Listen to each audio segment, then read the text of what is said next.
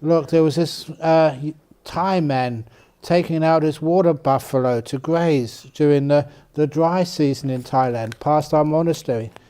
And his water buffalo, the water buffalo are usually so benign. They're incredibly strong.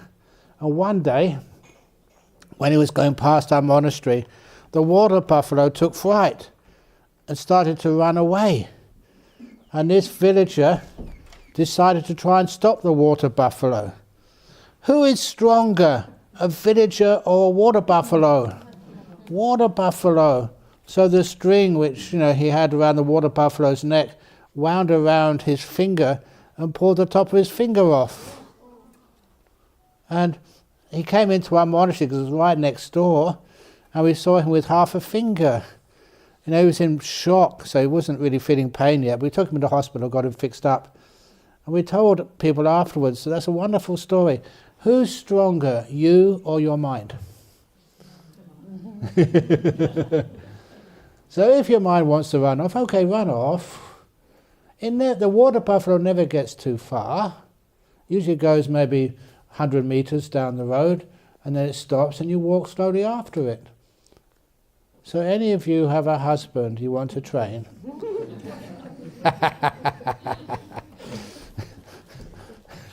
Just be kind. And it's amazing what your partner does. There's so much better discipline. Sometimes we don't know how to discipline. Discipline with kindness. And that works better than anything else. So give it a try. You can discipline your mind if you want, but you'll just be wasting time. I've tried both in my life as a monk. Been a monk a long time now. And the discipline just does not work. This is a nice question because it's short. Do you eat meat? If you look today in my plate amongst the stuff, there was a sausage lurking in there. And the sausage disappeared. Okay. One of the 8 precepts is no adornment of the body. So why is the Buddha depicted in colourful robes and with lovely eye makeup in many Buddhist cultures from long ago? It's a good question, because when I tried to get a nice Buddha statue for our monastery in Perth, or actually in Serpentine, Bodhinyana, we asked for a very simple one. And also one which didn't have the bump on top of the head. And then I was told that if you do a Buddha statue which is actually realistic, which has just got the ordinary hair on the top of the head, symbolically that means it could be any famous monk, not necessarily the Buddha. You put the bump on top of the head as a symbolic representation of a Buddha. And you try to make the Buddha, if you look at really beautiful statues of the Buddha, they should be just not male, not female, but androgynous. You can't really tell. It's supposed to be just not assigned to any gender. Sometimes they have colourful things on the Buddha. That's just out of respect rather than realism. In the time of the Buddha, one of my favourite stories, I think I told it in early on in this tour, that there was a monk from the west of India, somewhere around Mumbai, and this monk was a disciple of one of the Buddha's main teachers. And so he said, I've never seen the Buddha before. Sorry? The Buddha's main disciple. Main disciples, yeah. I've never seen the Buddha before, said this monk, so I want to go and travel to go and see him. In those days, you couldn't get a train. If you got a train, you probably would never get there. Is that correct? Yes, that's my experience. That's the way. Well, you get there, but you get there late. So he had to walk. And as he was walking, as he was walking, even this doesn't work. I think this is run by National Rail. It's not national, it's privatised. Privatised rail, okay. Only British Rail. Anyway, I can just increase my voice. So anyway, that he got to one place one evening and he asked this workshop owner, look, in your workshop at the back of your house, there's some straw there, there's a grass roof, can I stay the night there? And the owner said, sure, no trouble. So he just got his bowl and set himself up there, and a few minutes later another monk came. And the second monk said, oh, would you mind if I stay the night here as well? No trouble. And so the two monks were staying the night in this workshop, and the first monk who arrived started meditating, so the second monk meditated as well. And they both just meditated all the night. And then the first monk said to the second monk, oh, you're a good meditator. And the second monk said to the first monk, you're a good meditator too. Where are you from? He said, I come from the west coast of India, and I'm a disciple of one of the chief disciples of the Buddha, but I've never seen the Buddha, and I'm journeying to go and see the Buddha. He said, you're a very good monk. And so this monk who came first asked the second monk, who's your teacher? And the second monk said, I've got no teacher. I am the Buddha. I love that story, because there was a monk who'd never seen the Buddha before, saw this other monk who was a really good meditator, and he was a good meditator himself. They meditated together, and they never knew, who was who.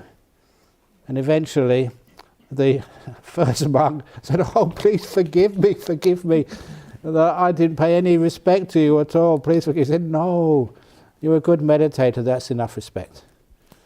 So in the time of the Buddha just looked like any one of you, indiscernible from anybody else.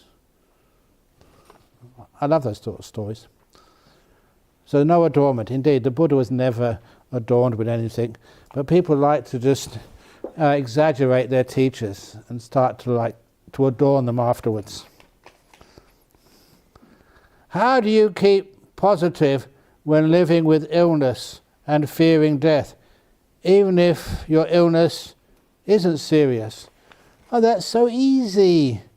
What Ajahn Chah told me when I was really sick with scrub typhus, the same symptoms as typhoid, no one knew what it was. And so I was in the hospital about 4 weeks, and I was only 24, I had no energy at all. It was really hard even to go to the toilet. No bedpans in those days. So I had a toilet at the end of the ward, and if you were lucky, you got a bed next to the toilet. Actually, it wasn't that lucky, because the toilet stank. A lot of sick monks in there. But nevertheless, you had to get up and hold on to the railings of the bed, and when you had enough energy, lurch to the next bed, hold on, and that's the way you worked your way to the end of the wall to go to the toilet. And when you went to the toilet, you stayed there a long time. You didn't want to go there twice during the day. So that was how sick I was. And Ajahn Chah came to visit me. He came into the ward. I was only a young monk. And I thought, oh, this is fantastic, the kindness of these very busy senior monks. And so straight away I was lifted up, my energies increased, I wasn't so afraid of the pain or the tiredness. And he told me, he said, Brahm, I couldn't call myself Ajahn now, I was just ordained. You're either going to get better or you're going to die. Either way, the sickness won't last. And then he went. The worst part was you can't argue with that. That is so true. So the next time you say you see your mum and she's very sick in hospital, please go to her and say, Mum, don't worry, you're either going to get better or you're going to die. It's not going to last. Please don't do that. And if you do, don't say Ajahn Brahm told me to say that. You take responsibility for your own karma. But the point is that our illness, you've got the pain of illness. If you've got the pain of illness, for goodness sake, learn how to meditate. And you'll find the pain is just not a big thing anymore. It just basically vanishes through meditation. And being afraid of dying if you're very old and about to die, crikey, do you want to keep this old body, which is really hard to move and hard to do anything? Look, in UK, if you have an old car, do you have to do the MOT tests? Yeah. What happens if it fails the MOT test? Fix it and go back. No, it's not worth being on the road. Just like some of you, if I gave you an MOT test, your body is a danger, and it just gets all your money. Imagine, if you really understand rebirth, if you've done lots and lots of good karma, that's like having a good insurance policy. If you paid your premiums, made lots of good karma, you know that when you die, you get a much better body than this. Have a look at your body. Do you want to keep going in this? You shouldn't look at anyone when you say that. I look at everybody, even you. Look at myself in the mirror. I'm getting old now. Wouldn't it be better to have a nice, young, fit, healthy body? Instead of carrying on with this old wreck. So that's why you're not afraid of death, if you know what it is. And it's also just with the meditation, crikey. When you learn how to meditate, and one of the things you do, the five senses start to vanish. When those five senses vanish and you see this beautiful light in the mind, when else do you experience the light and five senses disappearing? It's when you die. This meditation, the samatha, it is like dying 101. Preparation. You understand what it's like to die. And it ain't that bad at all. You're having a beautiful, peaceful time. The five senses are being subdued. And you go floating up towards this light. And it's gorgeous and peaceful. Here you're learning how to die properly. The trouble is that when you learn that and you're dead, you can't come back to say thank you, Ajahn Brahm, thank you, Ayachanda. You were right. You're gone. Anyway, so this is how, as a monk, you're not afraid of dying at all. Was it that, was it Donald Trump or Mr. Bush? Bring it on. Well. Well. Okay, anyway, don't quote me on that. Dear Ajahn, could you, that's really small, could you speak more about using metta practice to achieve samadhi and the jhana states? Is that okay? Yeah. At any point during the process, should I turn my attention to the breath, or the breathing, or the beautiful breath? Asking because metta practice feels the easiest and most natural to me. It's no problem at all. You can combine anything. So once, I give so many talks, as you know, not just here but everywhere and in between. I say in between because I remember just checking in to go on a flight from Perth to I forget where, and because I travel a lot, I got frequent flyer points, so I get to go in the lounge. When I went into the lounge, I can't enjoy the lounge because the person in charge of the lounge said, "Oh, Ajahn Brahm, can I talk to you about my marriage difficulties?" So that's in the lounge. That's what I get up to in the lounge, giving counselling. No freedom. But anyway, I don't mind helping out. They help out me. You know, one of the nice things about the lounge, Singapore Airlines lounge in Perth, because I look after them, help them, back again. They help me as well. So they'd always have in the lounge a special consignment of baked beans for the morning flight. And I knew everybody there, so that actually, as I was checking in, you'd hear them on the telephone up to the lounge. It says, Ajahn Brahm has just checked in, warm up the baked beans. That's true. when you're kind to others, others are kind to you. It's always the case. So do you have to do breath meditation with metta is the question? No, beans meditation. No. Okay, so anyway, let's go back to the question. When I was meditating and teaching a meditation retreat, I wanted to try and add something, make it sort of a little bit more interesting for myself and others. When I give a talk, I don't plan the talks, as you know. But what happens is that you just answer the question and you get more insights as you're giving the talks. And so this insight came up, why not combine metta with the breath? So as I was watching my breath, I was giving it so much metta and started having gratitude as well.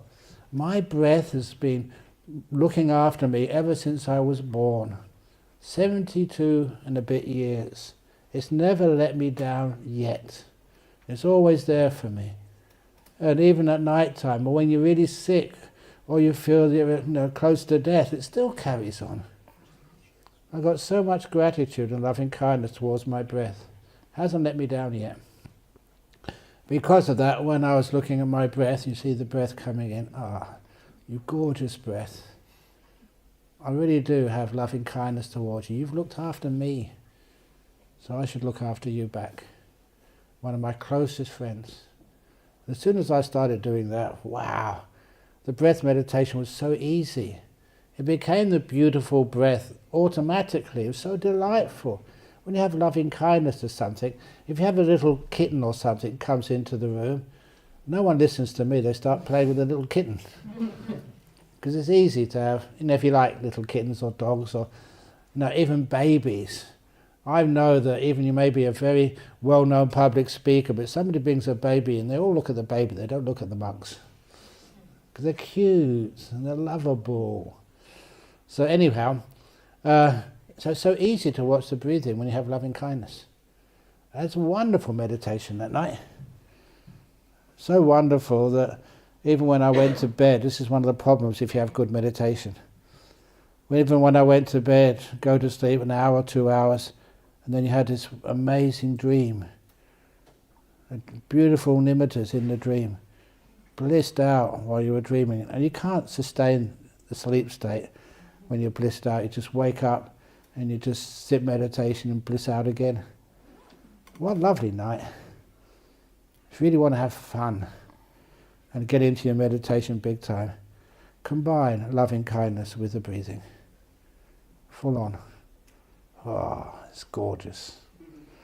And so, yes, you can do loving kindness with the breath. But when it comes, so should I go back to the delightful breath? Should I just go on loving kindness? Stop controlling. Let your mind decide what to do.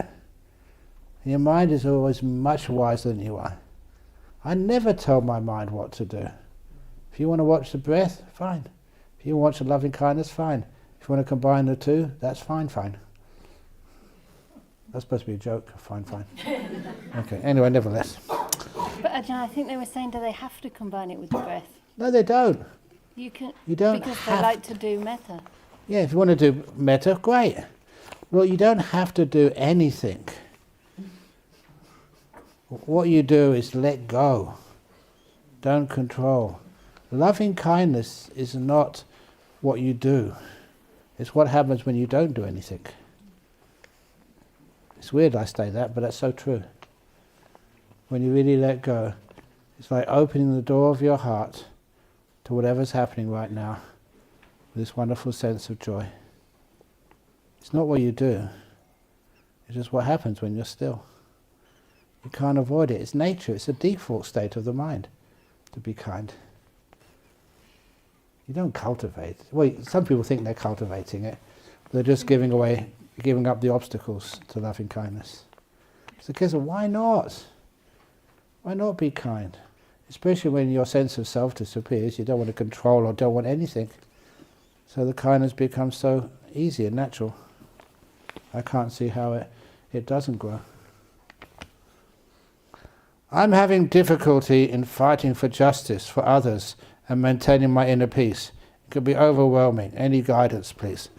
It reminds me of the story, again, when I went into jails to teach, there was one prisoner there. He was in there for robbery.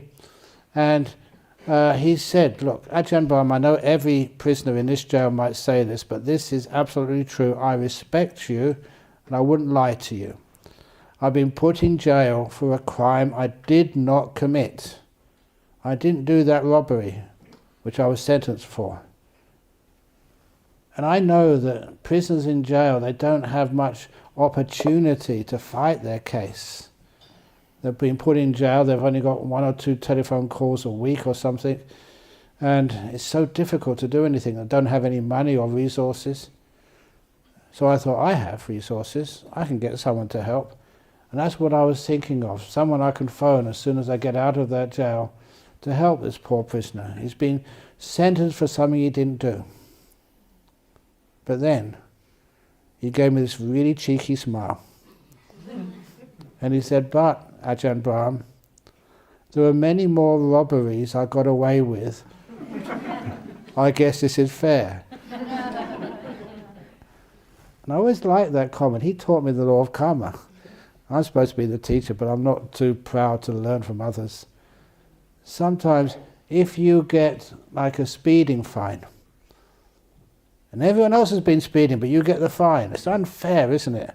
But how many times have you been speeding and you weren't caught? So sometimes there is a balancing out. And anyway, if you are put in jail for something you didn't do, that reminds me of the story of this monk. He was the second monk in Thailand, a really good monk, Cultivate Siddhi Muni. And he was put in jail because they thought that many of the things he said were promoting communism. If you listen to all the talks which I've said, you can take this out of it, take that out of it, and you can prove that I'm a supporter of Donald Trump, I'm a communist, I'm an agitator, I'm misogynist, I'm anti-gay. What else can you say? It was all set up, they just took out one statement here, one statement there, and put it all together. And he was convicted and put in jail for 3 years. And this monk, he was such a good monk. And in his biography, he wrote that these were the best 3 years of his life. He was in jail, he had enough food, and he had freedom. While he was in jail, freedom from having to do things, freedom from having to work, do admin, talk to people with problems, solve marriage problems. He got his food every day. Maybe he got better food in a monastery, but it was good enough. And he had all this solitude. He said it was like going on retreat for 3 years. He had a wonderful time. And that's what he said. So sometimes, injustices, why not exploit them to your advantage? Instead of thinking you're hard done by. Obviously there are some cases where, really that solution doesn't work. But in many cases it does. If I get sent to jail for speaking too much, imagine, I know jails, I've been in them, talking to people. The only thing with solitary confinement, they never leave you alone in there. They'll send psychologists and the head of the prison and sociologists and everybody else to disturb you all the time. If it was real solitary, I'm not sure what it's like in the UK, real solitary, that would be so beautiful. I could have baked beans every morning. And I would have all the time to meditate as much as I wanted. And no one would ask me any questions or anything at all. It'd be bliss.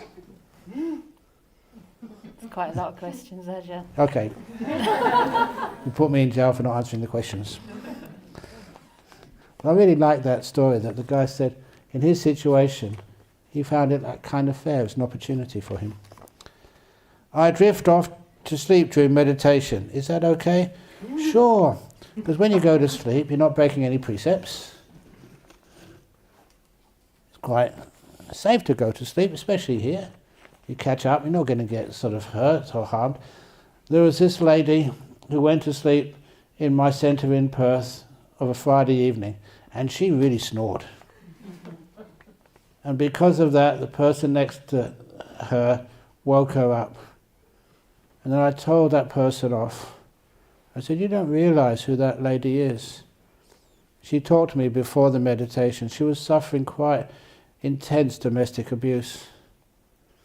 And we could help her as much as possible by giving her some sanctuary and getting some people to assist her. But one of the things she liked so much about our Buddhist centre, she could go to sleep and felt safe.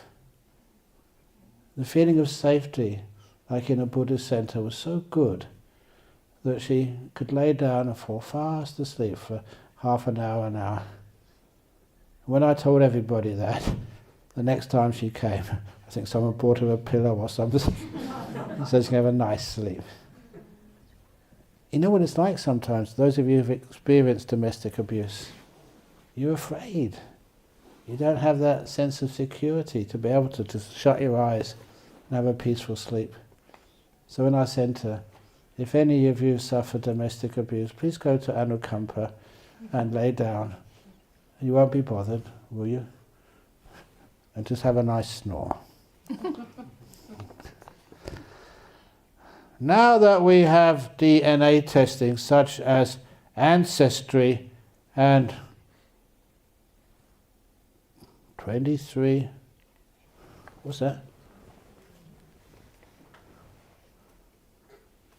No, 23 and me.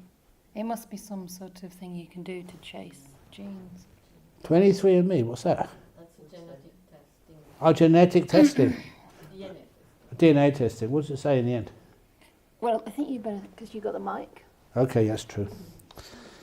And is there any connection between genetic ancestry and past lives, or is it unconnected? It's usually unconnected, but we do tend to actually to accumulate in the families or in the groups which we knew before. A good example of that, I've got lots of questions, so I'll say it quickly. One of the families, a Thai family over in Perth, their first child was stillborn. It's only just a bit of bad luck. It just turned in the womb a day or two before birth. Cut off the blood supply through the umbilical cord.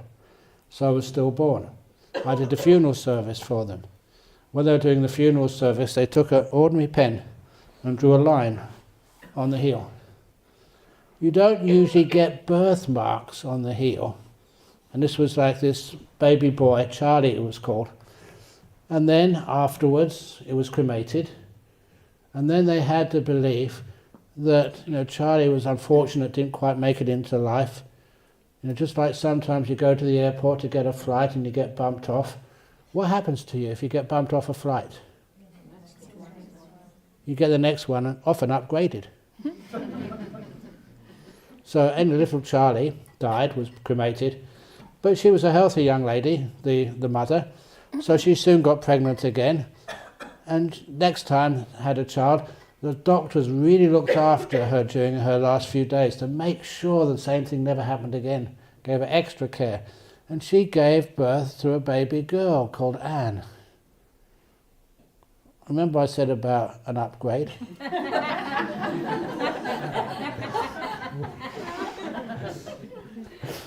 Fair enough. Fair enough, you see. But anyway, Anne, it was obvious she's got the birthmark on her heel, exactly the same place they put it. And she was, first years of her life, she was a tomboy. She'd always hang out with the guys and would fight with the girls until about 6 or 7 years of age, and then she feminized. She became much more comfortable with her female gender. It's interesting to know where she came from before. That's happened many times. Another story, there was this Buddhist monasteries sometimes adopt not just children, but little animals are being abused.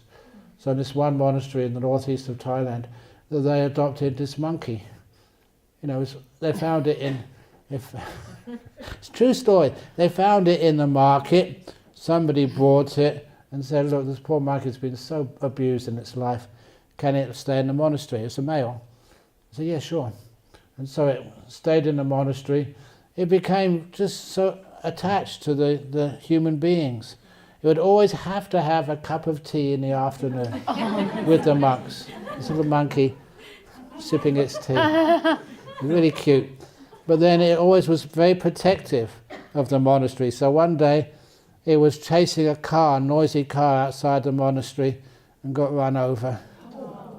Poor little monkey. But this is not the end of the story, of course.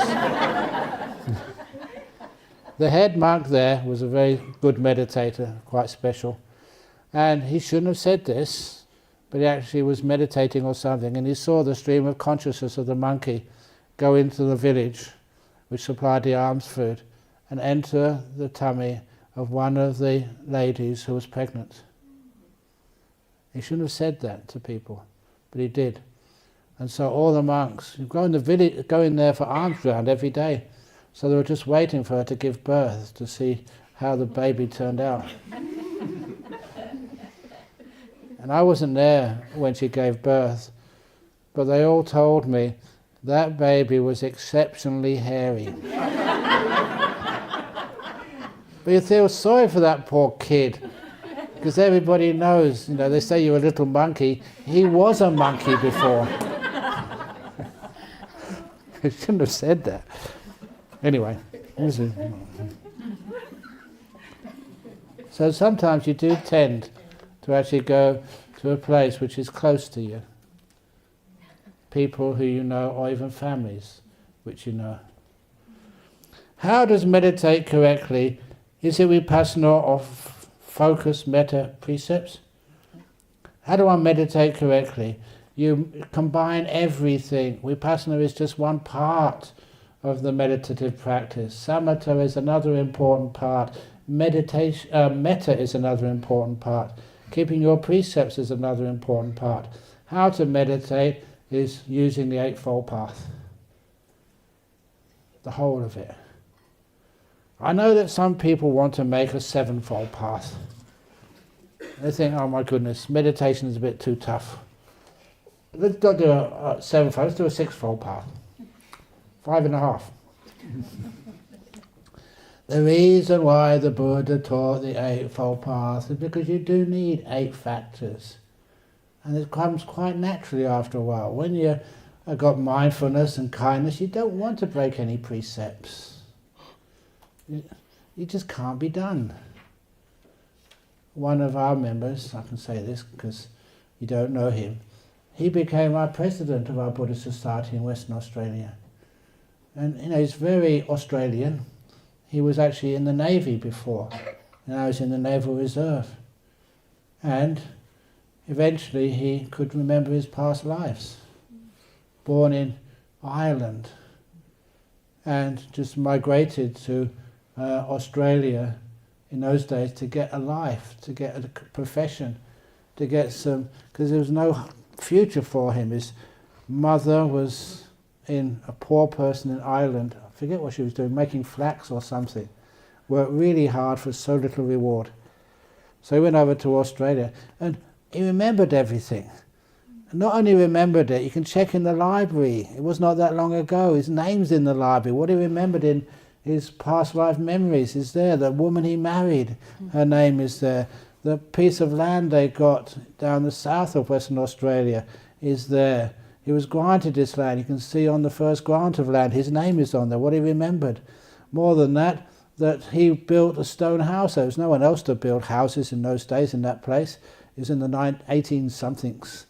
And so he built that house. And so he went down to visit.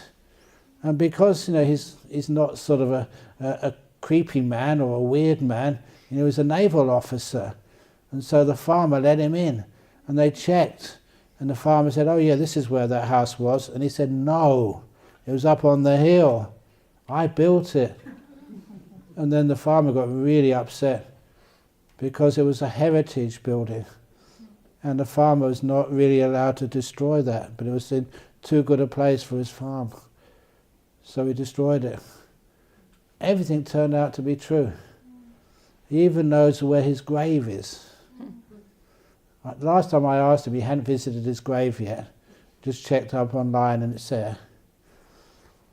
The result of that, being in the Navy, he's actually Navy Reserve, he would drink alcohol. That was just one of the things you just did. As soon as he remembered his past lives, he said, I had to give that up. Not because of someone's going to punish him or something. It made no sense to him anymore. That's why, remembering his past life, that's where he got his 5 precepts. Anyway, that's what happens. Anyway, you have referred to meditation as a cure for cancer, COVID, etc. Can you elaborate on this, as I am having difficulty believing it? Oh my goodness, this is something I would really love to talk more about, because this inspires me. Yeah, it's nice talking meditation and making lots of people more interested in meditation and monasticism and supporting monasteries and why we're doing this. And also just to help with your intellect. I already mentioned how I passed my university exams because of knowing how to meditate, to let go of stress. You can do a huge amount of work without getting stressed out. How heavy is this jar of questions? The longer I hold it, the heavier it feels. When this starts to get too heavy to hold comfortably, what should I do? Put it down and rest your poor arm. After only 5 or 10 minutes, you can pick it up again. It will feel much lighter. When you get stressed out at work, what do? Carry on. Keep pushing forward. The quality of your work goes down. The stress in your body goes up. And a lot of time that's where you get cancers from. All you need to do is put it down and rest. But people say, I've got so much work to complete. I don't have time to rest. Resting creates time. If you just rest for 5 minutes, that's why I say go into the restroom. Say you're constipated, which is not lying. And you go into the restroom and just chill out for 5 or 10 minutes. You go back to your computer screen and you can get 2 hours work done in an hour and a half. You made time. You're more efficient. And your kids, please tell them that. It's really important. If they're doing some assignment for school or university or something, sometimes you can see them in front of that screen, just totally zonked out.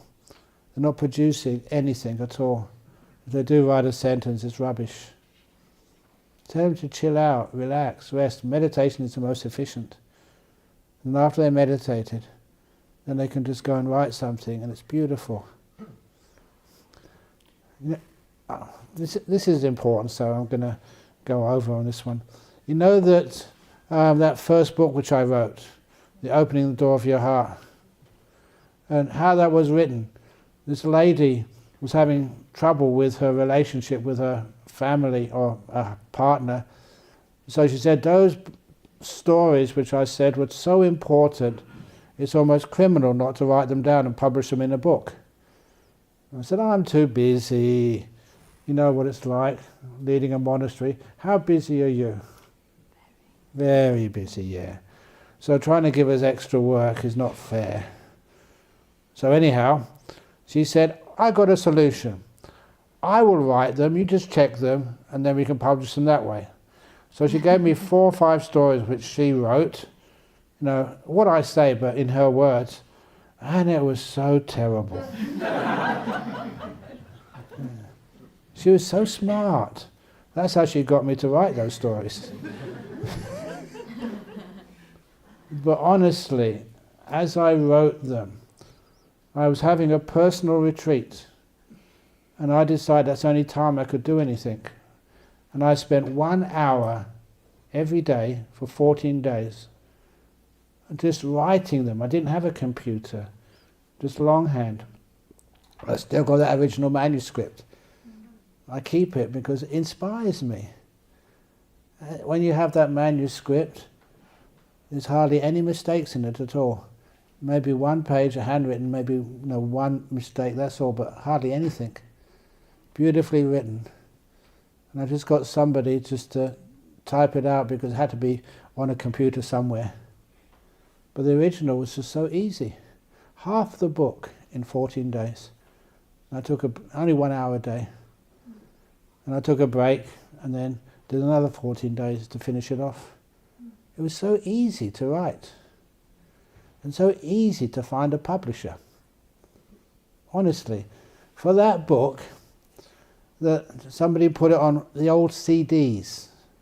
That's how you'd put the information down in those days. And I was going off from Perth to Melbourne to give a talk at Melbourne Uni, and I was just given it just maybe an hour before the flight took off. The guy just finished putting it online just in time. I had it in my bag, one of these bags. And when after I gave the talk at Melbourne University, this lady came up, I'll never forget her name. Her name was Magnolia Flora. Such a lovely name. And so I said, that's a good talk. I work in the publishing industry. If you ever want anything published, please let me know. And I reached into my bag, here you go. Honestly, that's exactly how it happened. And that became a big bestseller.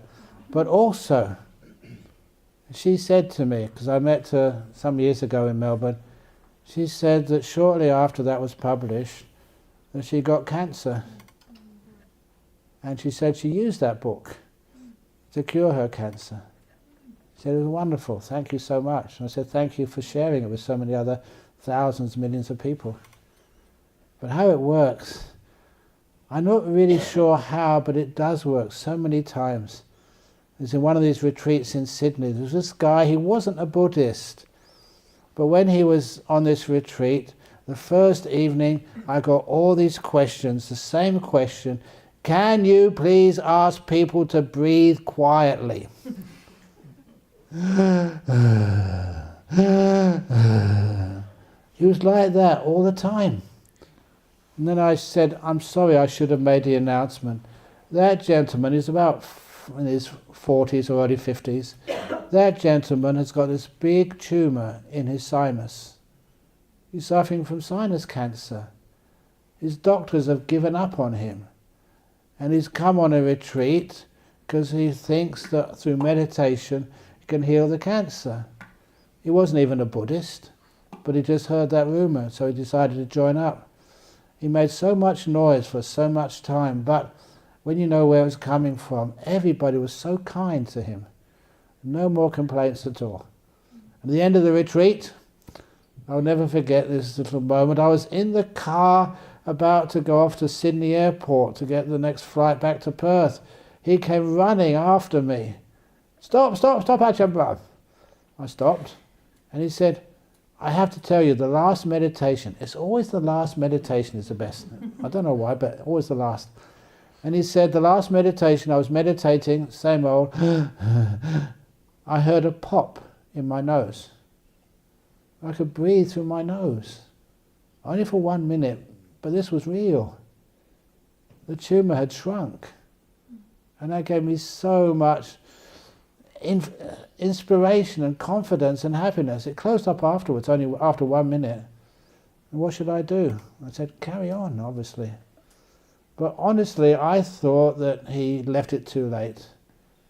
But nevertheless, what happens, the reason I tell this story is because there's a beautiful ending to it. About 6 months later, I was in Sydney giving a talk at another venue, another place, and this guy came up to me and said, do you remember me? Don't do that to me. I've seen many of you. And sometimes Venerable Chanda does that. Do you remember me? I say, what? Who are you?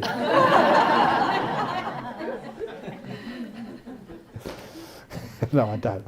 But anyhow, I couldn't recognize him at all. And of course he smiled, and he was that guy. And he said that, when a person's dying of cancer, they look really, really different than if they're healthy. It was obvious I couldn't recognise him. He said, I carried on doing what you taught me. This cancer kept on shrinking. And now I'm in full remission. So I'm going to survive. And the lovely thing, he said, I'm going to spend the rest of my years, however long I've got, teaching other people how to meditate in such a way that cancers disappear. Can be done. And I know how that feels for me when somebody comes up and said their cancer has disappeared. It's beautiful. I don't get well paid, but job satisfaction is huge. It actually works. That's why every year... One more question. I thought you were going for another one. Yeah, okay. No, that's it. Finished. Yeah. Metta meditation. Can I be naughty? No. Because we've got actually to leave here at 6. Okay. This is the important part that we Well, okay. do it on time. I hope the quality of the questions was good enough. I tried my very best to answer as many as possible. There's too many. I will finish with this story. Because this answers all questions.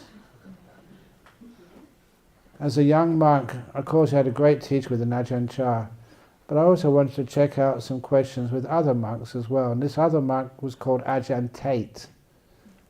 So one day I went to his monastery, and I could speak fluent Thai and Isan language, and so I would ask all these questions of him. I had them all written down. I had to wait 2 or 3 days for an appointment. He was that famous.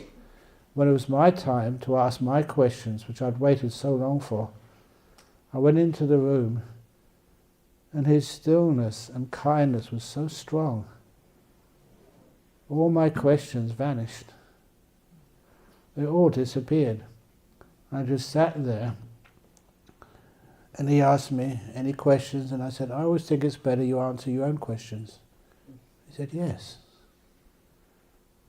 Really, that was just an excuse. All my questions had vanished. When your mind is still, and you feel just this incredible loving kindness coming from a person, the questions are irrelevant. All the questions are talking about what really is peace, what is stillness, what is loving kindness. When it's right in front of you and you can't miss it, there's no need for any more questions. That's the end of all questions. Even if I finished all these questions in this bottle here, there'll still be some more tomorrow. But how the questions are all answered. You're totally still, satisfied, at peace. And then questions are irrelevant now. Okay, so what am I supposed to do now? Well, you've covered the schedule with the question. Yeah, okay, yeah. There we go. Metta meditation. Okay, excellent. So, Should we let them stretch? okay. Yeah, good. So good. Because Is Casey here today? Casey, yeah, she's there. Oh, there you are. Because she would know, I think I mentioned this already, that old monks and old nuns in places like northeast Thailand and Laos, they're always called, like old men, it's called po oi and me oi. You know why? Why is it, Casey? Because when you get up, you go, oh. That's true.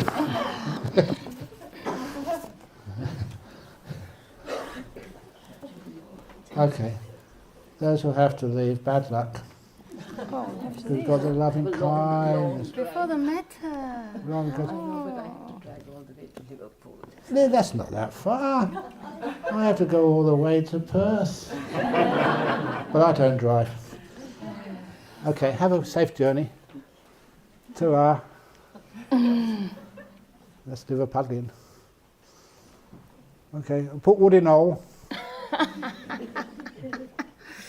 You know what that means? Shut the door, yeah. Put wood in hole. That's what my father used to say. Please put wood in hole. There he goes, he understands Scouser. Very good. Okay. So there's only Okay, how long we got? 25 minutes. Okay, easy, yeah. No, less. 20 minutes. Oh no, it's got 1640. 1705. The Metta meditation. I just got into the habit over all these years I teach meditation retreats of finishing off with the loving kindness. So please close your eyes.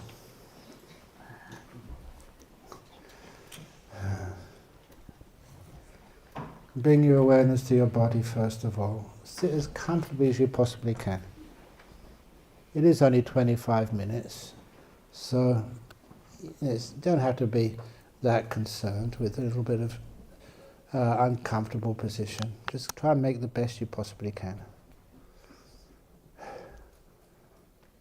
Now with the loving kindness meditation, which I've practiced and taught for such a long time, I always realize that for loving kindness, metta, you need an easy object to start with.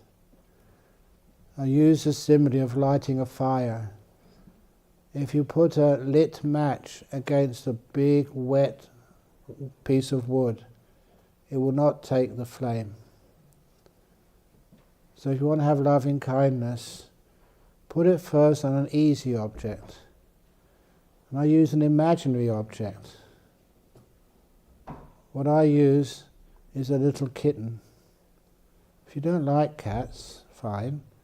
You can use a little puppy, a little baby, a little bird who's been abandoned, which you happen to find. If you don't like animals, you might think of a little flower in a pot which you're looking after. I call those plants in the Anukampa Vihara, which Ayachanda looks after. They need you. So I just imagine I'm walking down a road somewhere in Oxford, and I hear this sound. It's a sound of distress. Something, and I can't figure out what yet. It's just really in pain. I just can't, it doesn't matter just how many things I'm supposed to be doing. I can't avoid finding out if I can be of help. So I follow the sound to its source. And there I can see there's something hiding in a corner, cowering in fear and pain. I'm not quite sure what it is. But the way it sounds and the eyes, which I can just about see in the darkness, look like it's a little cat. It's a kitten. The kitten has been abandoned for some reason by its mum. Mother couldn't look after it. And that poor little being, hiding in a corner, but just hopeful that someone, sometime, can look after it. It's come out a few times already in its short life and just been bitten and scratched and chased away. Its trust is very, very unlikely because of what's happened in its past. But its hope that someone, somewhere cares, can just about overcome that lack of trust. So when I see it, I create eye contact as best I can. And I say to that little kitten, little being, not all people are untrustworthy. I'm a monk. I will look after you. I will commit to that. The door of my heart's open to you. I know where I can find some cat food for you, some milk, whatever you need. I know how I can keep you safe and let you grow into a fully fledged cat. And maybe if I give you such kindness, maybe you'll give that kindness to other little animals and not chase birds or little animals in the forest and eat them. when you know what pain is like, it makes it easier to understand how you should never inflict pain on others. And I just spread this loving kindness towards this little kitten.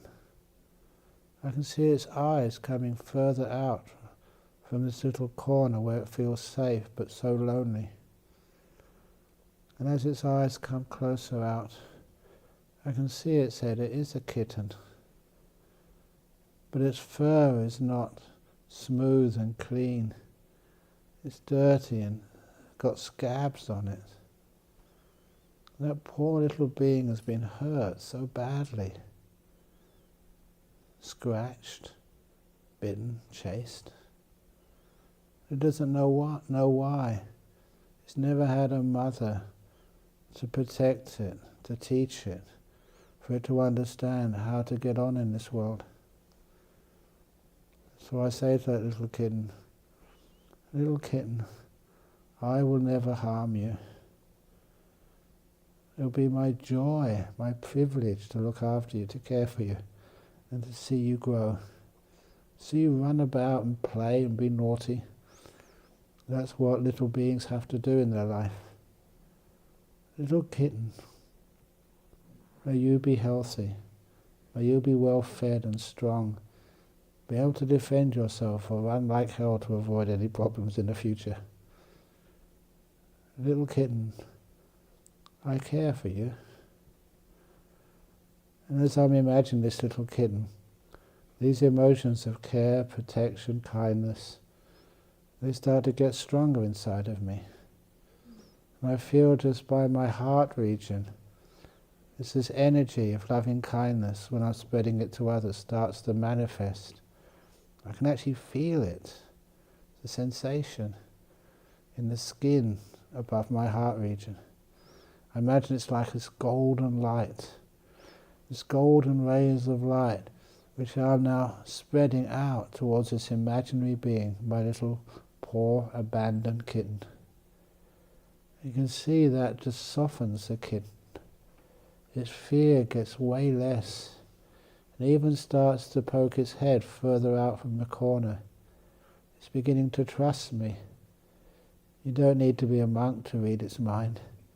It's thinking, maybe, just maybe, I found someone who can trust, who can care for me, who can love me. So I put my hand out towards that little kitten. I must be very careful to put my hand out so slowly and continue to spreading this loving kindness and confidence towards this so terrified being.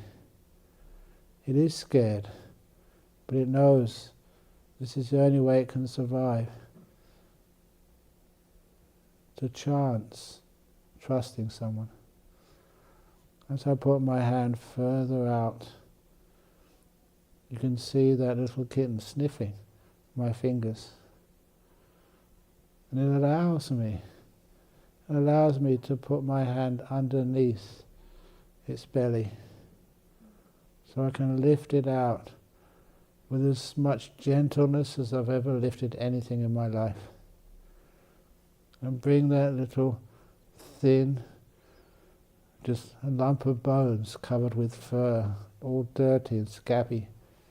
I don't mind. Lift it up and bring it closer to my own chest. Little kitten, you are safe. You will be well fed. I will heal those wounds later on. But right now I just want to give you kindness and care, the most important medicine. And I lift that little kitten and cuddle it next to my chest, so all that golden energy of loving kindness can go right into its body, to go right around its body, its fur, down its legs to its little paws, to its head, to its little ears, which have been bitten, and to its eyes, which it closes now. It actually trusts me. And I will never spoil that trust. I know how hard it was, little kitten, for you to trust somebody, and how important it is to know that you can trust and your trust will never be disrespected. I will care for you. And I cuddle it, make its cold, lonely body warm up with my kindness. And as I'm cuddling this little kitten, I'm not sure if this is possible, but I swear I hear it purring. Somehow it knows it's found a friend who can protect it, heal it, let it grow and learn and become like every other cat. May you be healthy and well, little kitten. May you be my friend. I'll care for you forever. And by this time, I'd kind of noticed that my skin above my heart region is tingling now, tingling with its powerful loving kindness. So it allows me to gently put that little kitten down, make sure it's warm and safe, a little bit of food if it wants to wake up and drink some milk. And then I change the image to somebody else, a real person, but a person who does need lots of loving kindness. They may be sick, troubled, maybe even at the end of their life. Dear friend, when I look at you, you're a human being, but you're so much like that little kitten. Sometimes you feel abandoned, that no one cares for you. You try and help others and you just get the equivalent of being bitten, chased away, not respected. My dear friend, I will always care for you. I won't chase you away. I know how hard it feels sometimes being rejected. My dear friend, may you accept my loving kindness, this golden light which goes right into your body and up to your head, to the tips of your ears, all around your head, down to the arms, tips of your fingers, down your body, down your legs, to the tips of every toe. May your whole body be in harmony and peace. May you accept this loving kindness. It heals, it soothes. And once I've bathed that being with loving kindness, then I imagine all the people in this room without opening my eyes. As you imagine me, Ayachandra and all the other people here. We've been on this journey for the last 2 days together. My dear friends in the Dhamma, you may not always feel like that little kitten, but sometimes you do or you will. Please remember, wherever you are in this world, you have a friend. All of us, friends, who care for you. It's amazing just how you look after one another. And it's beautiful, inspiring. So now that loving kindness, which I hope you can feel in your heart, allow that to shine through your chest. Feel that skin tingling as it passes through you. And it's spread to every person in this room. Even the people who had to leave early, to you too. As you give this beautiful golden light of loving kindness to everyone in this room. May you all find peace. May you all feel this beautiful freedom of good health. Enough resources to be able to travel and go where you wish and help others. May all people in this world, in this room, may you all become totally free, even enlightened as soon as possible. May all people reach what they always needed to reach. The beautiful peace, non-judgment, caring for one another. Just like that little kitten, you need it. We all need beautiful friends that we can trust, rely on, who are always there. As you spread this loving kindness from each one of you to everyone in this room, you can feel it coming into your body from someone else. You can feel it spreading all over your body from inside to outside, up and down, left, right. And you can feel it then leaving your body as it goes to somebody else. This beautiful synergy of loving kindness to every person in this room. May we all be happy, at peace, free from any troubles or fears, at peace with the whole world and death too. And soon the loving kindness energy gets so strong you cannot contain it in the room, no matter how big.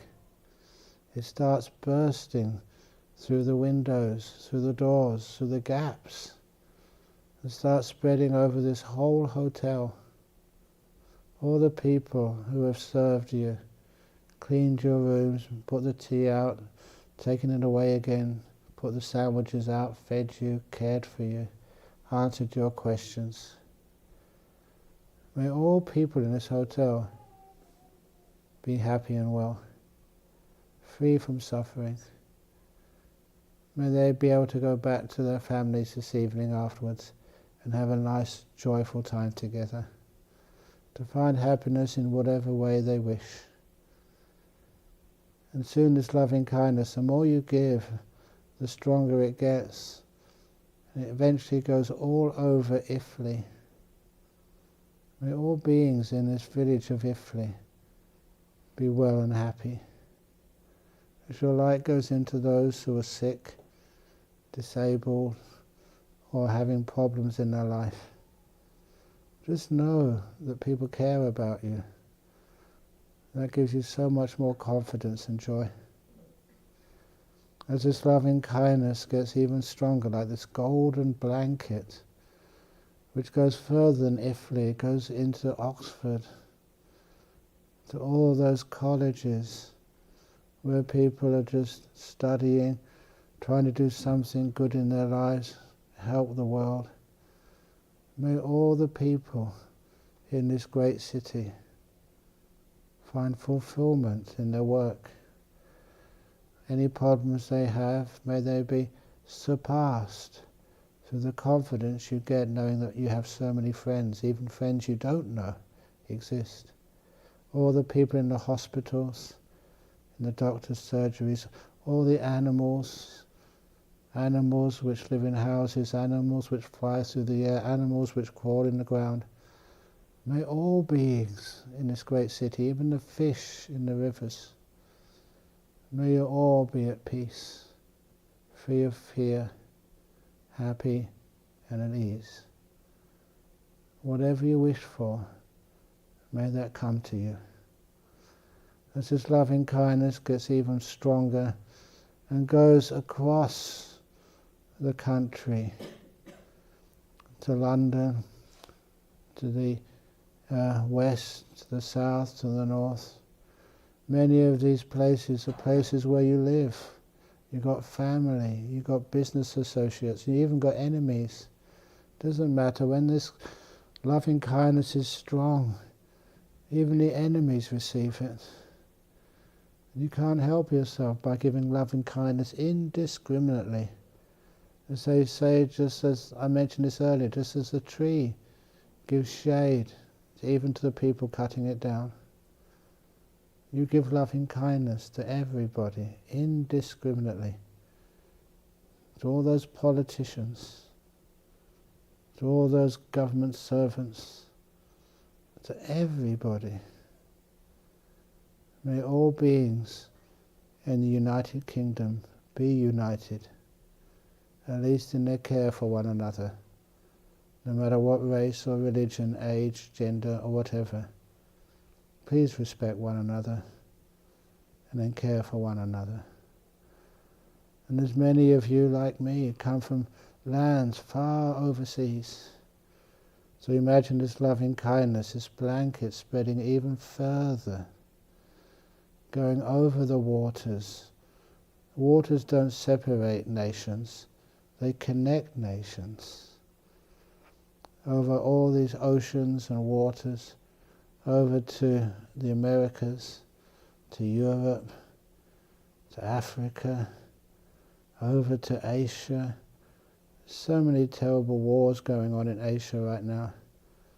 Even though I cannot stop the violence, I can still give the love. May each one of you be kind, compassionate and forgiving. May all beings learn to live in peace.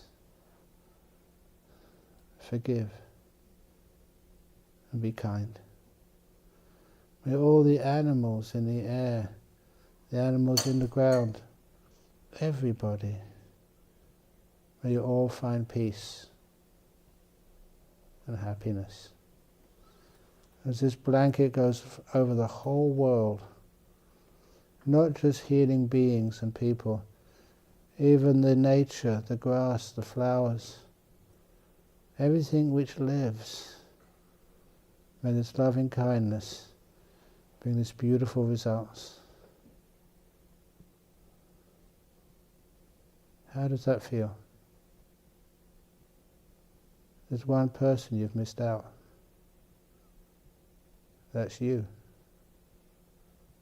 This being who bears your name. This person you've known for such a long time. Imagine you're looking at yourself in a full-length mirror. And as you're looking at yourself in a full-length mirror, imagine that you are no different than that little kitten. Without kindness and love, you would never have survived. Without forgiveness and care, life would be so hard and harsh. So look at yourself and say, this being who bears my name, I care for me. I open the door of my own heart to me. I will not judge. I will not find fault. I know I'm a being who's imperfect, willing to learn and do better every time. I care for me. As you spread this beautiful loving kindness from your own heart into this image of yourself, you give yourself loving kindness. You need it. You deserve it. Until you feel your whole body tingling, tingling with the healing power of Metta.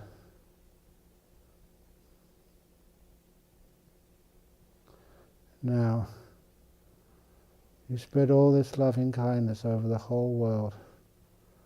All that light of the loving kindness, the golden rays, draw back in, leaving the warmth out there, but bring the light back in. Imagining it diminishing, receding, zooming in to Europe, to the United Kingdom, to Oxford, to Iffley, to the Mercure Hotel, to this room, the Thames room, into your body, into your heart. And imagine it just like a concentrated ball of golden energy, just above your heart, which we imagine like a pure white lotus, opened. The only thing which can hold such purity of loving kindness. Then you imagine those petals of the lotus slowly closing. Not to hide the loving kindness, but to protect it, to keep it, so it can be used at the next opportunity as quickly as you possibly can. You leave the warmth out there in the world.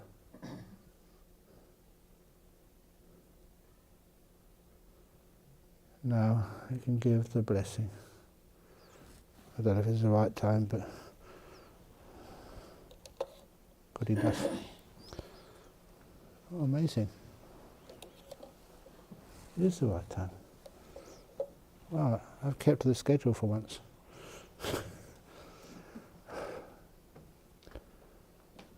Sabbarogo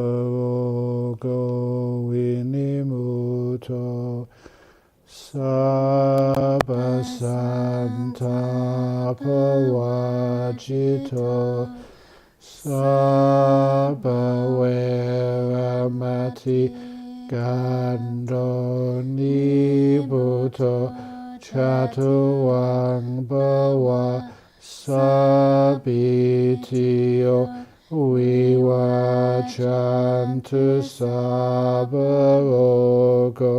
vinasatu mate bhavan vantarayo sukhiti gayugo bhava apiva danhasiritsa nica Utapachalino Chataro Dhammavatanti Ayuvano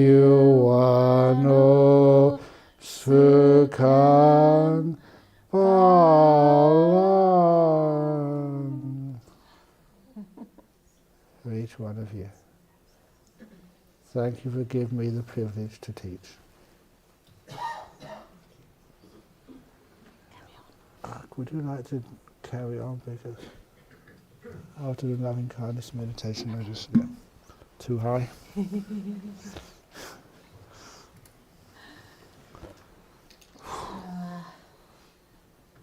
It's always the nicest time of the retreat, I feel, when we've been through a sort of inner operation, in a very nice way, hopefully. And put the healing balm of metta on any wounds or any sore places, so hopefully you feel soft and relaxed and welcome and safe here together. And hopefully it's not really goodbye as well. You know, we always come to an ending, but in a way we're just we've just begun. And many of you I've known quite a few years. Others are becoming closer to me and closer to the community, and we're able to put on more and more retreats. Probably many of you I've known in many lives too, but we just don't know it yet. And I do hope that I'll see you again at many, many other retreats and events. I don't really know where to start, but I'm giving Ajahn Brahm a few minutes because he's so meted out. Yeah. Which is very beautiful. I can really feel it in the room, actually, and probably across this village, which is great. So thank you for all being here and for your dedication to practice, and for being so considerate of each other as well. It's really incredible when we have a group of like 135, 150 people, and we can actually managed to keep the silence in a very friendly way, like it didn't feel stiff, it felt very natural in a way. So thank you so much. And obviously, again, a very warm thank you to Ajahn Brahm. Actually, I've just done metta to myself. I'm thinking I should thank me too for organising this, and to the wonderful team of volunteers that have supported me in that. But of course, to thank Ajahn Brahm for his years of wisdom and practice, and all the support that you give to this wonderful Bhikkhuni project. We do want to give you some updates, because yesterday we mentioned hoping to get this big place where we can continue to meet and to grow other nuns, as well as mostly other nuns, actually, not monks, because monks have many places, but certainly to invite Ajahn Brahm to stay in the little kuti that you already adopted, and to invite many of you to come and visit as well. Should I give the update now or later? No, why not? Now. The Manoj, if you want to say something. Yeah. So because yesterday we told you that we went to see it on Wednesday, a beautiful property on a hill with forested area, and just the right amount of seclusion while still being accessible. So I loved it. Ajahn Brahm, I think, loved did it, yeah. too. And but they already had one offer, which was kind of competitive to us because they would still have to sell their property first. But now they had a cash buyer. So it's like really intense. So alongside being peaceful here, I've been on the email and talking to the agent, and Manuri's going to come here now and tell you more, because if you don't interrupt me, I'll do it. So hopefully you can also fit on the camera. You can just kneel down maybe, or you can stand up. They need to see you though, hey. So she's going to give an update to let our international audience know that we really need a loan, actually. Anyway, carry on. Yes. So, hold that. I can hold it. Yeah, just hold it. That's Yeah. fine. All right. Yeah, so a lot of things were happening from last night, and Venerable Chanda and I was like late night texting, emailing, and the agent calling this morning. So many things happened. It's going pretty fast, but as Venerable Chanda said, that there's this cash buyer. I think they are doing some checking on Wednesday. So and then they will decide whether they are going to buy.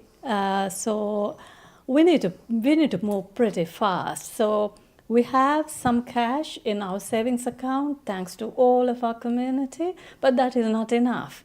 So we have to sell the property, but the agents won't wait for that.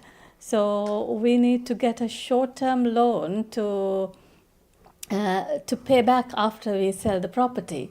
So that is what we struggle now. So what the agent told me this morning was that if we can show our bank statements, and if we can show whoever the organization or person who's giving us a loan their bank statements, and then they will accept a detailed offer. So that is what we are working for. So if you see me, although I told you not to use the. Then Ajah's on it, right? It's okay. If you saw me, checking my mobile, although I told you not to. So this is what I was doing. So it is a struggle, and we hope we'll find some cash miraculously. About 800,000, is it? A loan? A loan, yes, a loan. And they've given us a month. yes, that is, once we agree, we need to agree within a couple of days' time. Once we agree, then everything will happen in about 30 days. So the cash should be ready by about 30 days. But then in a couple of days' time, I need to send the bank statements and the offer statement. So that is how fast the things are working. And so just wanted to tell you. And Venerable Chanda was searching for places for years and years. And, the seclusion and close to the city and the space, the quietness. And this is the next to a forest. This is a perfect place where she kind of really it's very difficult to find a monastery kind of a place, not in a faraway place. So we hope for the best, and this is kind of a invitation for you to get involved at this stage as well. If you can financially support, I don't know if you know anybody, any organization who can. Risk loan. Yeah, who can give us a loan or part of a loan. You can email or contact us. Can I give the finance email? Yeah. You can contact me through finances@anukampaproject.org. Thank you very much. Wow, we wouldn't have a hope without an amazing volunteer and finance team. And just to say that for anyone listening, it is a risk-free loan, and it's very short-term. Properties in Oxford, we have a property in Oxford, our vihara, our current vihara, probably worth 800,000, which is why we need the loan of 800,000. So it's only until we sell the property, and really they go like hotcakes in Oxford. The one that we bought it last year in July, the same day that we went to see it. 4 other buyers went to see it that afternoon, all cash buyers. So we just had to say, how much will you take to take it off the market? So Oxford is kind of its own bubble and the properties really sell. So we do have the funds. In fact, we have just enough. So it's just a bridging loan. So we'll see what happens, and maybe the Devas will help, maybe the Metta will help, but sometimes you need practical solutions as well. And Ajahn Brahm's going to try his best to help, so I don't know if you want to say anything to the wider community. Yes, certainly. So I support this fully. It's rare that we have an opportunity to give the amount of support which the bhikkhunis need. I don't consider that fully ordained Buddhist women should be treated so much worse than fully ordained Buddhist men. So I love being able to give them a good place where they can practice, to show that here in UK that we respect this gender diversity. And to be true to my word, that when I return to Perth on Thursday morning, it's kind of fortunate that we do have a committee meeting, full committee meeting of our Buddhist Society of Western Australia scheduled for that Sunday. And we have a lot of funds in term deposits put there for the just in case. And I think this will be a wonderful opportunity to use them. It will take some argument and discussion, because anyone who is on a committee, they're trying to look after the benefits for the BSWA, the Buddhist Society of Western Australia. But it's money, and a lot of that money is actually being donated because of the hard work which I have done. And so I think I should have a little bit more say, and to say, well, why not?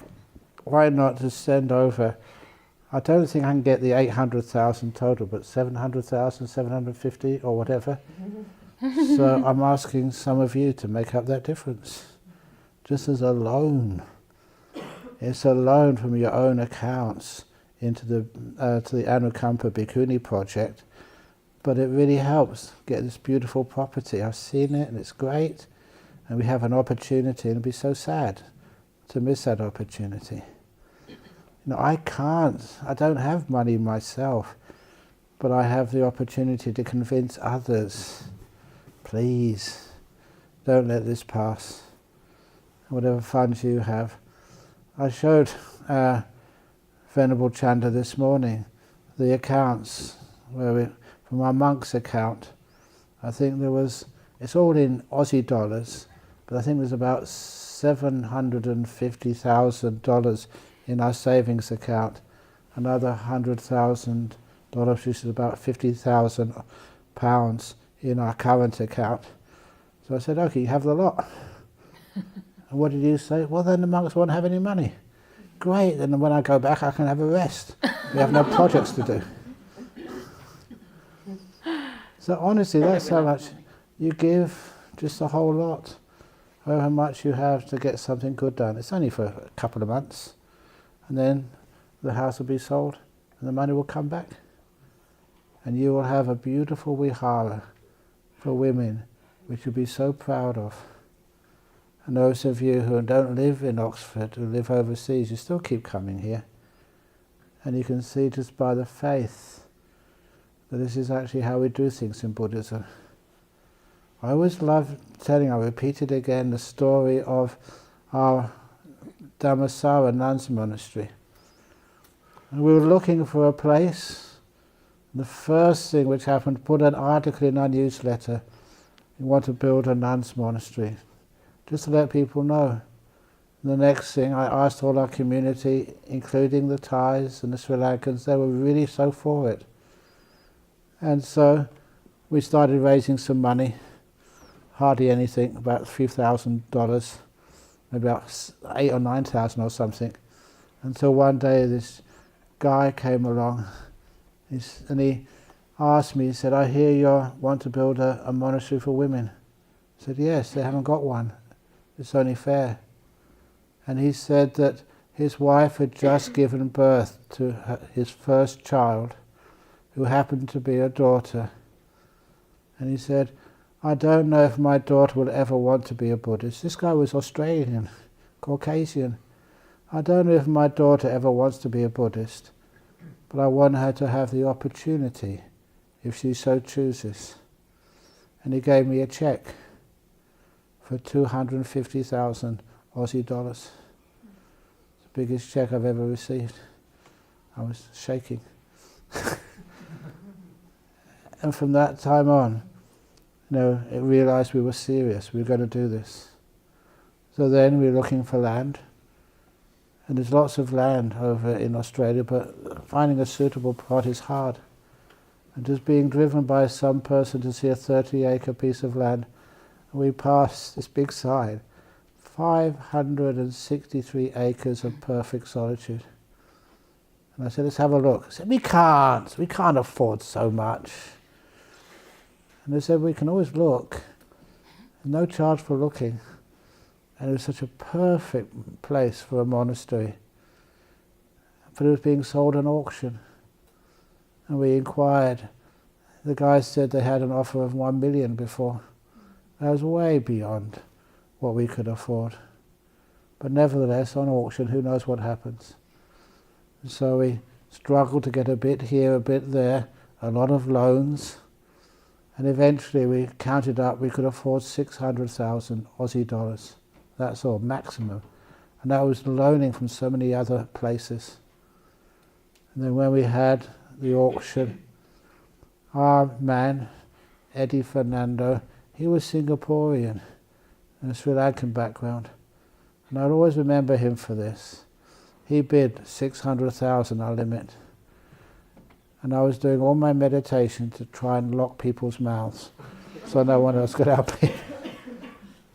And then some other gentleman put their hand up, 625.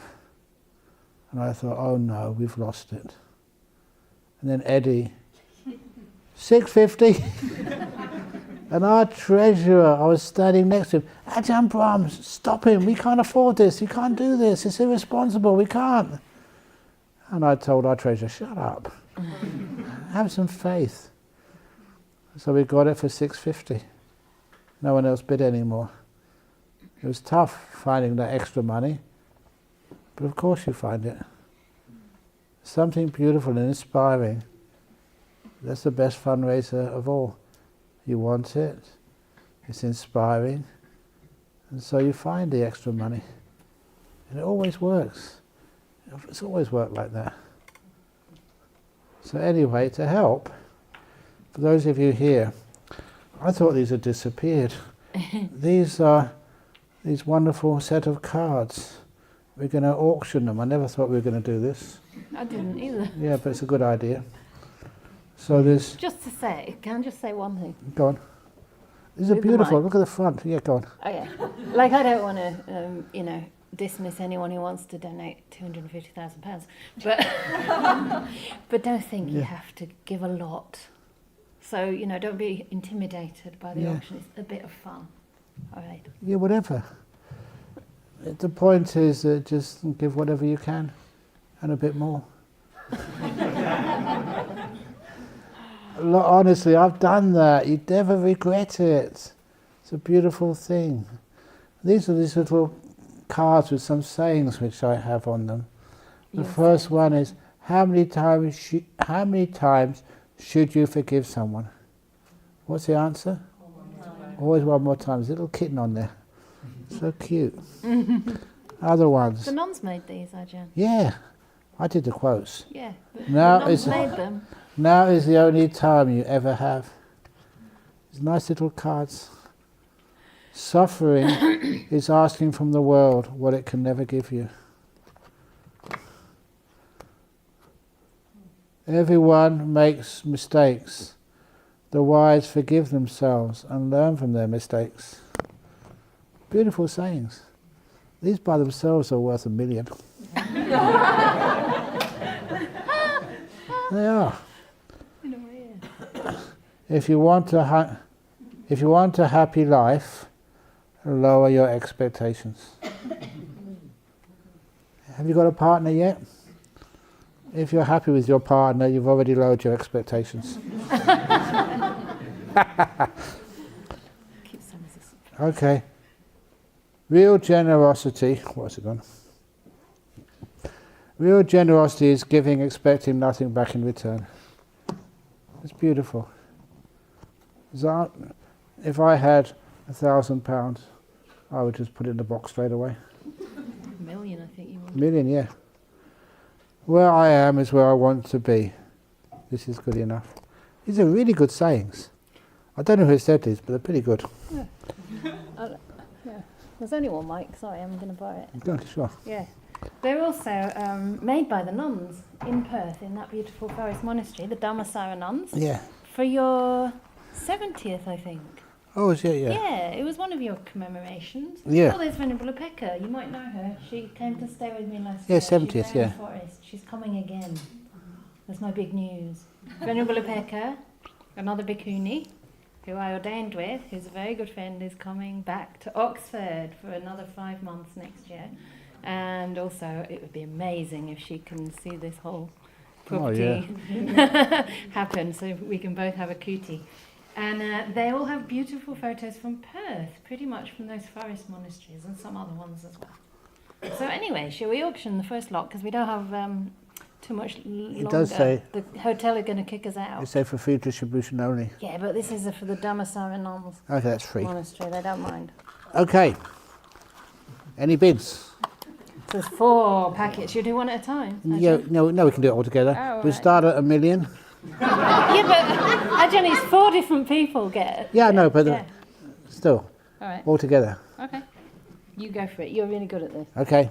I'm Here's your not. mic. actually. Okay, very good. I can't hold this. You're Okay. really good at this. Who's the first person who wants to give? Yes. £100. Yeah. £100. Yes. Do I have an advance on £100? £100. Do I say 125? 125, 150, 150? Do I hear 150? Over here. 200. 200. Yes. 500. 500. 100. 150. No, he's done 500. Ajahn. 500. Yeah. 500. Any more? 500. Look, you never get this. Yes. How much? 1,000. 1,000. Yay. Whoa. 1,000 what?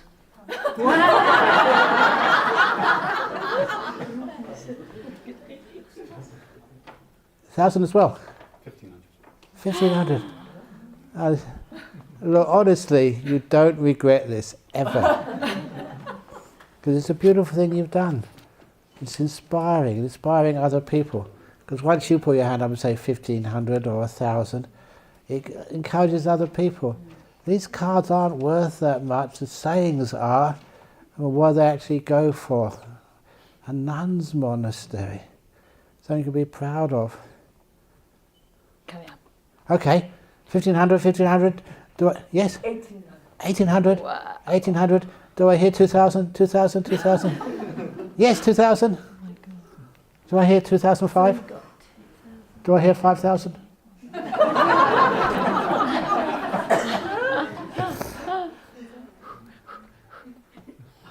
Yeah.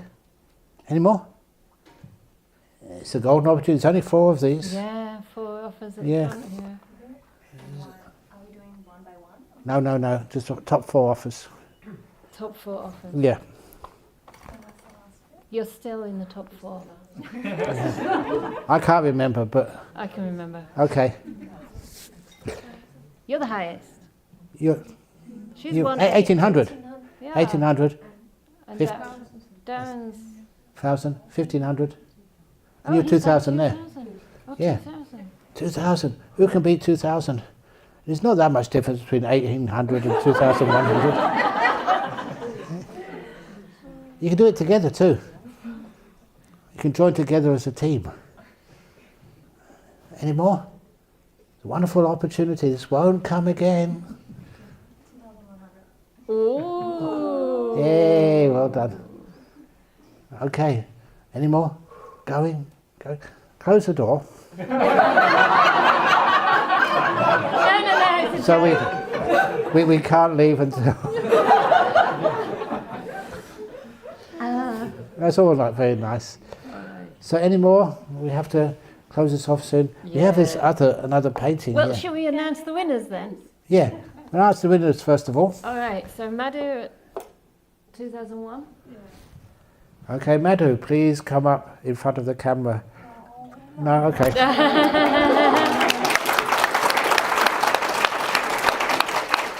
Well done. That's really kind of you. 2001. Your name? Who's the next one? Ishara for 2000, wasn't it? Amazing. Well done.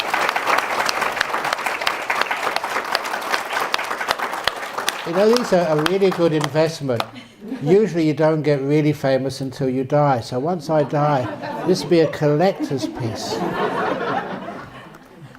So who's the next person? 1800? Yay. And who's the next one? Darren. Yeah. Here we go.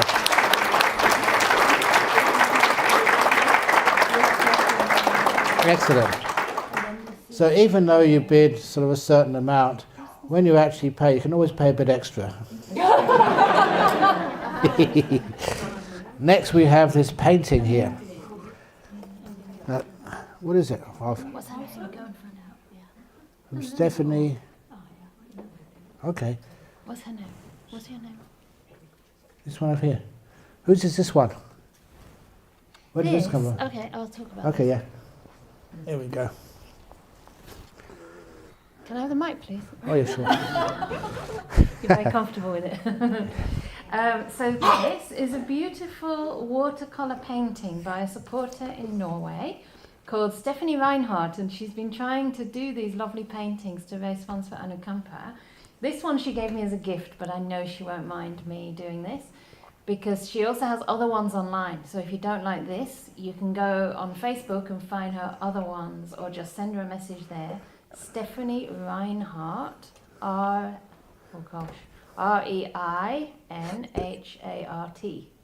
Stephanie from Norway. So I teach there every year with another monk who's trained by Ajahn Brahm, and we're going to be teaching another retreat this year. But she puts a lot of creativity and love into these paintings. So this has been in the Vihara for a while. It has some good energy. And for anyone with an artistic bent, you may appreciate. But before I say that, I just realised I had another pack of cards in my bag that I forgot about. It's the last one. How much? No, that was changed. Okay. Who wants the last pack of cards? Any offers? 100. Oh. 100? Any, you do it, Ajahn, you're good at this. 1,000 over there already. 2,500. Wow. I think you have to give up your cards. No. Any advance? And 2005? No, going. You sure that's enough? Gone. Okay, thank you. Amazing. What about 10,000? No, it's the present. No.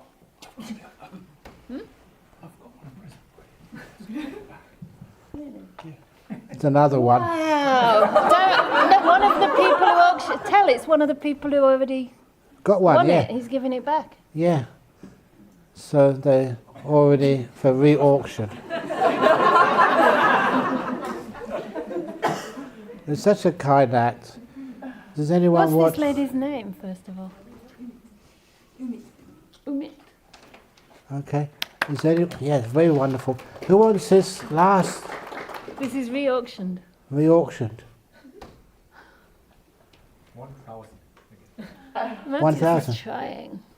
Yes. Okay. Any more? Okay, going for 1,000. 200. 1,200. 1,200. Oh, you dropped it to 200. Yeah. 1,200 euros. 1,500. No. 1,500. Who's say 1,500? Over there, yes. Wow, Cassie. Excellent. More than 1,500. Going. 2,000. Ah, Who's that? There's back over there.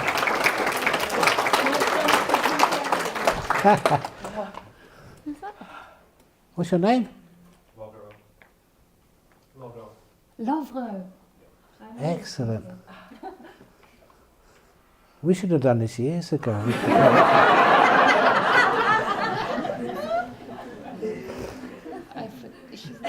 That's really, your kindness is very inspiring.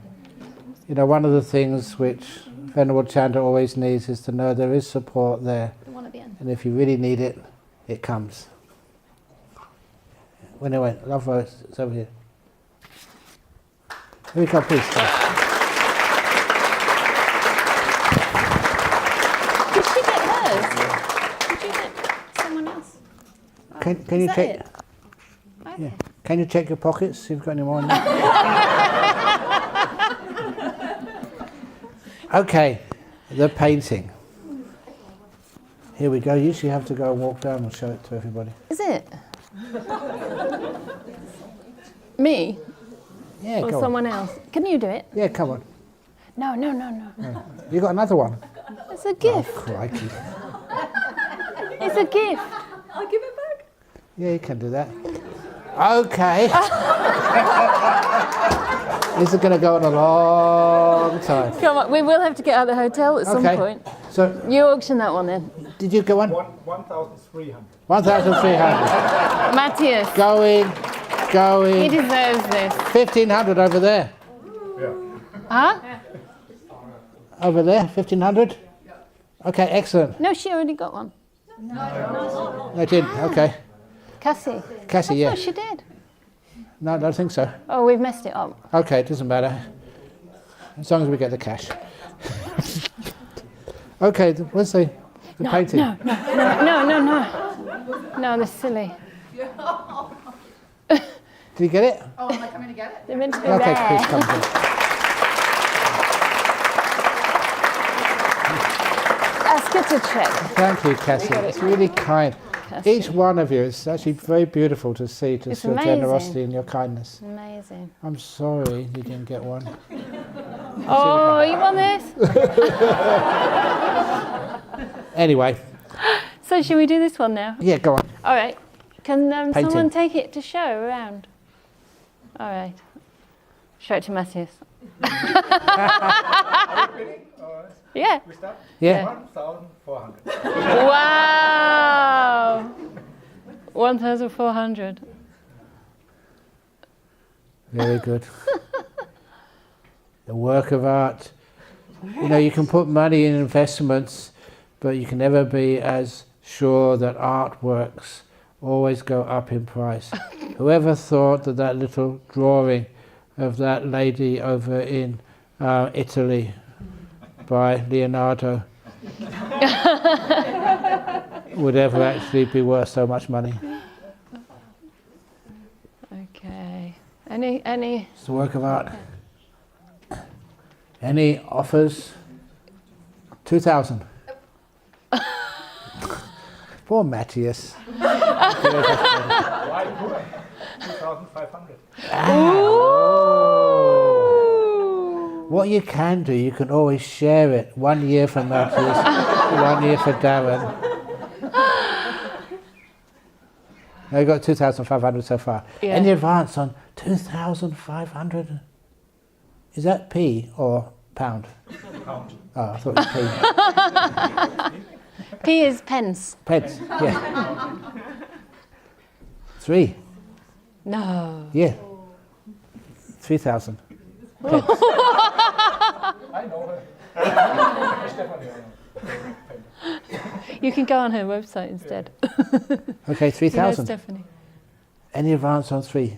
3 is a very lucky number. Going. All right.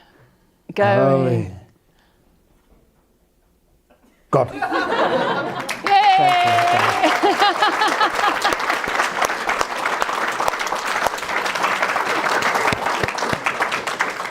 That's This is my amazing. amazing volunteer. Yeah.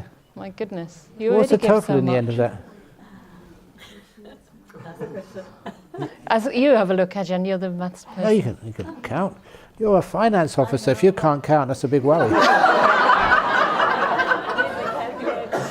yeah, I know. I can do it. Here's a pen. So there's 1, 2, 3, 4. I think there's more than 5. 1, 2, 3, 2, 4. If you have to 5, leave, again, 6, thank you all for coming. 7. Yeah, it's a bit. Okay. Yeah. 2, 4, 6, 8, 10, 12, 14, 16. About 17, 5. 17,000. Wow. About.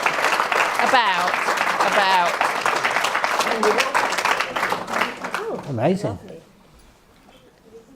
So again, can I give a blessing for everyone, especially for your generosity? That's amazing. That's amazing.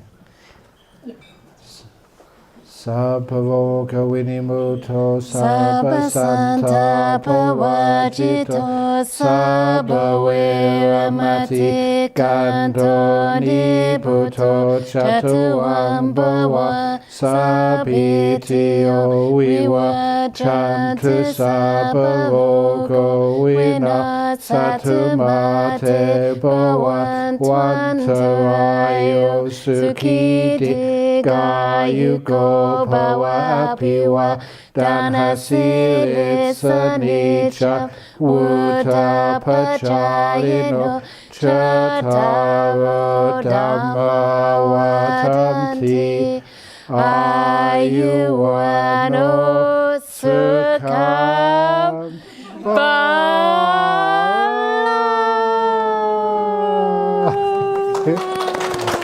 We want to do group photo, and also, can I tell something? Yeah, go on, yeah. All right. Whatever. Yeah. So we don't have a lot of time left, but it'd be lovely to mingle a little bit outside. Before then, I just want to tell you about a little bit about our online programs. So we do every week with me and any bhikkhuni who's visiting a sutta discussion on a Friday evening. We have ongoing silent meditation with Matthias. He opens the room and you all see each other and you don't even speak and you just sit together. And believe it or not, it's very powerful to help people get a regular practice. That's on a Tuesday and a Thursday. And on a Wednesday we have chanting. So you can dedicate blessings to whoever might be going through some difficult times. And I'll chant the Metta Sutta. And again, it's kind of very bonding. And then on a Saturday, every other Saturday usually, whenever I'm not teaching other things, we do a metta meditation, like an hour, a bit longer than Ajahns, but similar. And we go through the different categories of being. So it's like a whole training really in metta meditation when you can join in at any time. It's a one-off or it's an ongoing thing, either way. And I'm also teaching a New Year retreat in Sheffield, 28th to the 30th. It's all on our website, and some other longer retreats. I mentioned the one in Norway. I'm going to the US, to Washington State to teach a metta retreat. So metta is one of my favorite practices, and it's a bona fide path that takes you into deep meditation, and I think beyond for sure, because samadhi always leads to wisdom if it's done correctly with the 8 factors of the path. So that's just telling you other ways to be connected, and of course on the leaflets you can find our emails to contact us about volunteering or visiting the vihara, bringing lunch, or just coming to sit with us in the evening. 7 till 8 we sit quietly. And you can also come for tea time if you have some Dhamma questions, so you can come and talk to the bhikkhunis. You just have to email us in advance, because at the moment it's still it's a public place, but the address is private because I'm the only nun staying there. So there's another advantage of getting a bigger place is the address can be public, we'll have more people, it'll be safer to just have an open door, more or less, for some meditation times and coming to share a meal. So do keep in touch, and we would really love, if anybody is up for it, a group photo with all of you, and maybe... Subscribe on YouTube as well. Oh, subscribe on YouTube. This is apparently a great way. Sean's from our fundraising group, and we figured that one way to get our talks and videos out to more people is to have people subscribe, then it comes up more easily when you do a web search. At the moment we're a bit hidden, so our viewings are like, even for Ajahn Brahm, just a couple of thousand, whereas in Perth he gets a couple of million, because people aren't finding our YouTube channel. Anukampa Bhikkhuni Project, the same name as our organization, is our YouTube channel. So if we can boost that, then it also helps to spread Dhamma and also helps us to reach our goals. So thank you so much for being involved however you can be. And for those who are happy to have their photo, I mean, your face is going to be tiny, but we'll want to use the photo on our kind of Facebook page or maybe on our website, because it's just beautiful to have such a wonderful, diverse group of practitioners together in one place. So for those who wish, Matthias will do it. So please come up and So he's cutting something? I don't know. Maybe the recording. Bye-bye to the live streamers. I think that's what I meant to say. Thank you so much for being involved. And you're also welcome to all our events. Take care.